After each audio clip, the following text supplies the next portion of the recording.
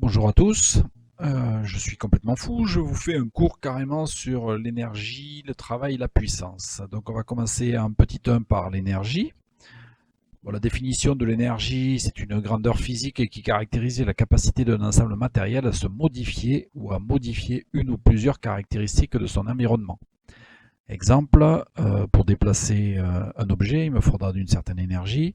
Pour le déformer, il me faudra une certaine énergie aussi. Et pour le tenir en position, s'il est en incapacité de tenir lui-même en position, il me faudra aussi une énergie. Alors les différents types d'énergie que vous connaissez, c'est toutes celles qui sont sur la diapo, là, vous les connaissez. Nous, on va plutôt regarder de l'énergie mécanique. Pourquoi? Parce que je suis prof de mécanique, donc c'est un peu logique. Et cette énergie mécanique, en fait, elle va être sous plusieurs aspects. Premier aspect, c'est l'énergie mécanique de translation. Deuxième aspect, l'énergie mécanique de rotation. Donc voilà en gros ce qu'on va faire. On va rester relativement basique avec trois types d'énergie que vous connaissez, l'énergie électrique, l'énergie mécanique et l'énergie pneumatique. Voilà. Donc, qu'est-ce qu'on appelle un mécanisme? Un mécanisme, c'est un produit industriel permettant de transformer une énergie primaire mécanique en énergie exploitée sous forme mécanique. Donc ça, c'est des mécanismes mécaniques, c'est-à-dire spécifiques à Monsieur Salvi. Une machine, dans les systèmes que nous étudierons, on appellera machine tout organe qui transformera l'énergie d'une forme à une autre. Exemple, un moteur électrique, qui fait plaisir à Monsieur Tufal, est une machine et non pas un mécanisme. Voilà, vous voyez la différence, c'est-à-dire que je rentre une énergie électrique et je ressors une énergie mécanique. Donc, dans le slide suivant, vous voyez l'exemple de chaîne de transformation d'énergie. Ici, c'est une locomotive diesel électrique. Les passionnés de ferroviaire apprécieront. Donc, je vais rentrer une énergie thermique dans le moteur diesel. Cette énergie thermique va se transformer en énergie mécanique à la sortie du moteur, donc par un cycle dit moteur diesel. Ensuite, j'ai une génératrice qui va, elle, me transformer l'énergie mécanique de rotation en énergie électrique. Et ensuite, sur chaque bogie, j'ai des moteurs de traction donc, qui transforment l'énergie électrique qui arrive partout en énergie mécanique de rotation et envoyée directement aux bogies. Ou aux bougies, je ne sais pas comment on dit. Cette énergie donc ressort sous forme d'énergie mécanique de translation. Donc là, on parle que de chaîne d'énergie. Je vous rappelle qu'une énergie, c'est en joule. La lettre pour définir le joule est un J. Donc à partir du moment où on a défini ce que c'était qu'une énergie, que vous connaissez les différents types d'énergie et que vous connaissez son unité, on va pouvoir travailler un petit peu. Alors ici, on va parler d'énergie ou de travail mécanique. Énergie, travail, il y a très peu de différence. Pour vous, BTS, vous ne faites pas la différence. Donc qu'on parle de travail ou qu'on parle d'énergie, ça sera à peu près pareil.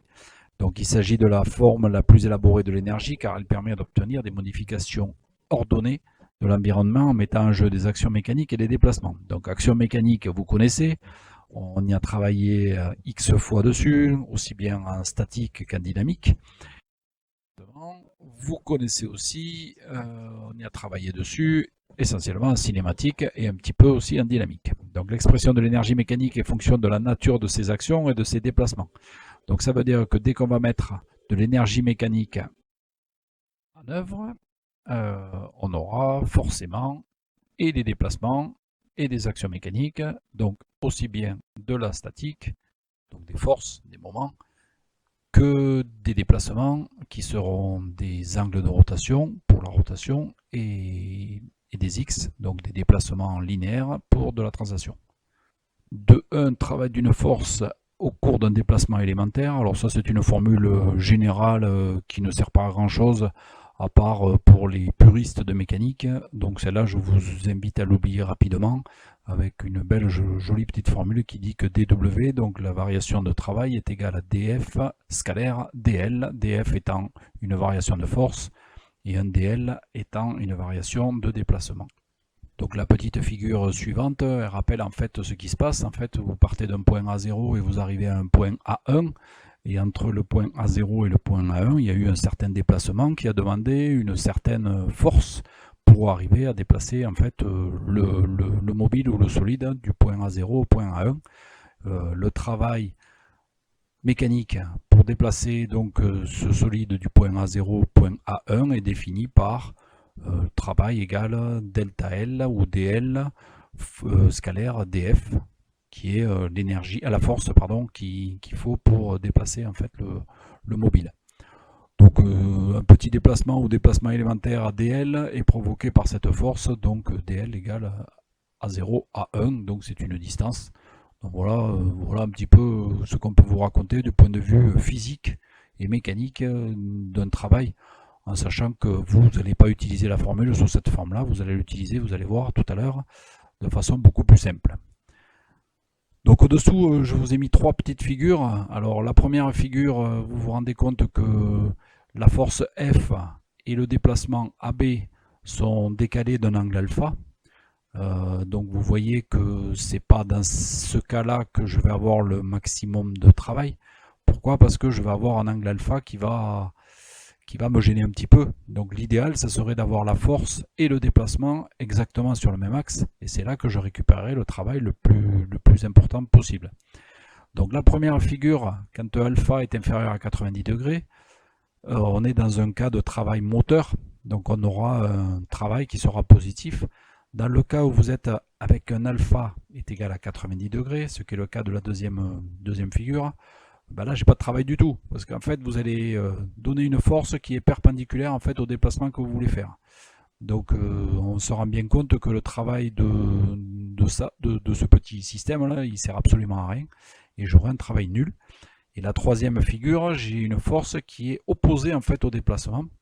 Et dans ce cas-là, donc, ça veut dire que je vais avoir un travail mécanique négatif avec ce qu'on appelle un travail résistant, c'est-à-dire que ça va résister. Donc en 2-2, travail d'une force au cours d'un déplacement quelconque. Donc si j'en reviens un petit peu à de la physique et des formules un peu généralistes, je vais me retrouver avec un travail AB qui est égal à AB scalaire DF. Donc le déplacement scalaire, la force qu'il me faut pour avoir ce déplacement. Donc vous oubliez cette formule rapidement, on va passer à 2-3 formules pareilles que vous allez oublier je pense aussi, qui dit que le travail d'une force tournant autour d'un axe fixe, si vous retrouvez l'équivalent avec ce qu'on avait vu d'habitude, la distance AB en fait elle va être représentée par un angle qu'on va appeler θ, et la force qui va me faire tourner en fait ce sera un couple qu'on va appeler C. Donc en fait le travail ça va être Cθ, alors que tout à l'heure on avait un travail qui était égal à AB fois la distance pour déplacer. Bon, voilà. Donc chaque fois on va retrouver des joules, donc WAB est toujours en joules, donc si vous réfléchissez un petit peu, des joules en fait ça représente des newtons mètres fois un angle en radian, donc c'est un newton mètre radian si vous voulez, et si je regarde la formule juste au-dessus, WAB égale AB scalaire DF, ça va être AB est en millimètres ou en mètres, généralement on le met plutôt en mètres, et DF va être en newton, donc ça va faire des newtons fois des mètres. Voilà. Donc pour finir avec cette partie généraliste, on va arriver à 3 puissances. La puissance d'une force qui effectue pendant le temps dt le travail élémentaire dW est égal à la variation, donc la dérivée du travail élémentaire de cette force par rapport au temps. Waouh, la jolie formule. Donc P égale dW sur dt. En fait, c'est une formule que vous avez déjà vue certainement en physique avec M. Tufal, qui vous dit que la puissance est égale à l'énergie sur le temps. Donc en fait, il y a une notion de temps entre la puissance et l'énergie ou le travail. Donc le travail, lui, il ne prend pas en compte le temps. C'est-à-dire que si vous voulez déplacer une masse de 1 kg sur 1 mètre, que vous y mettiez 1 minute ou que vous y mettiez 10 ans, le travail sera le même. Par contre, la puissance mise en œuvre ne sera pas du tout la même. Il faudra beaucoup plus de puissance dans le cas où on va le déplacer sur 1 minute, plutôt que si on y met 1 an. Vous avez bien compris. Donc la notion de signe aussi sur la puissance est importante, c'est ce qui a marqué en bas, là, la puissance P exprimée en watts est une grandeur algébrique. Donc si P est positif, le matériel va recevoir de la puissance, si P est négatif, le matériel va fournir de la puissance. Donc on va en arriver à la 3.1, puissance développée par une force provoquant un mouvement de translation. Là on va arriver à des formules que vous devez connaître et que vous devez rentrer quelque part dans votre machine ou dans votre tête, c'est vous qui décidez. C'est les calculs de puissance mécanique. Alors on va avoir nous 2 puissances mécaniques, j'en ai déjà parlé mais j'en reparle ici. La première puissance mécanique que vous avez, c'est une puissance mécanique de translation, c'est souligné. Donc P égale F scalaire V. Donc attention, c'est des vecteurs, c'est un produit scalaire. Donc voir le cours de M. Bembo, regardez ce que c'est qu'un produit scalaire. Moi, je ne vous conseille pas de retenir cette formule, je vous conseille de retenir celle qui est en bleu à côté, qui dit que P égale F fois V fois cosinus alpha. Alors comme je vous l'ai dit tout à l'heure, dans le meilleur des cas, le alpha, il doit être égal à 0. Ça vous permet en fait d'avoir la vitesse et la force qui sont sur la même direction. Donc ça c'est l'idéal. Donc ça veut dire que si alpha est égal à 0, je me retrouve avec un cosinus alpha qui est égal à 1. Donc ça veut dire que P égale F fois V fois 1, ça fait P égale FV. Formule que vous connaissez déjà. D'accord? Donc ça c'est pour une puissance. Donc vous voyez que dans la puissance, c'est la vitesse qui apparaît. Là, V, vous le voyez, c'est la vitesse qui apparaît et c'est plus le déplacement comme on a vu tout à l'heure dans le travail. Dans le travail où l'énergie c'était le déplacement qui intervenait, ici c'est la vitesse qui intervient. Alors je vous rappelle que généralement dans un mouvement de translation uniforme, la vitesse elle est égale au déplacement sur le temps. Donc si vous mettez déplacement sur le temps, ça vous fait une vitesse. Donc vous retrouvez la formule P égale W sur T avec le travail sur le temps. Voilà. Donc ensuite en 3,2, puissance développée par une force provoquant une rotation. Donc la force provoquant la rotation, c'est plutôt un couple. Donc on se rend compte que quand j'ai du couple, en fait, la puissance générée par le couple, ça sera P égale C oméga.